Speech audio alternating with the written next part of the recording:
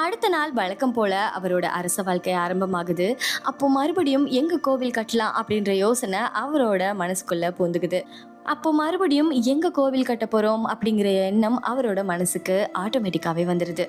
இதே எண்ணத்தோட காட்டு பகுதியை சுத்தி பார்த்துட்டு இருக்காரு ராஜா. இந்த இடம் சரியா இருக்குமா அப்படின்னு சொல்லி. அப்படி போய்கிட்டே இருக்கும்போது ஆளர்வமே இல்லாத அந்த காட்டுல ஒரு பன்றி ஒண்ணு ராஜாவுக்கு முன்னாடி வந்து நிக்குது. அந்த பன்றி அது நின்னுட்டு இருக்கக்கூடிய பகுதியை தன்னோட கால்களை வச்சு பள்ளம் பறிச்சுக்கிட்டே ராஜாவை பாக்குது. அரசரும் அந்த பன்றி பண்றத ரொம்பவே வித்தியாசமா பார்த்துட்டு இருக்காரு.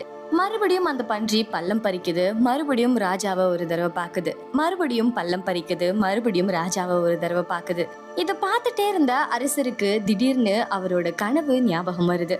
வராகி அம்மன் தான் நம்மளோட கனவுல வந்து சொன்ன மாதிரி கோவில் கட்டக்கூடிய இடத்த இந்த பன்றி ரூபத்துல வந்து சொல்றாங்க அப்படின்னு சொல்லி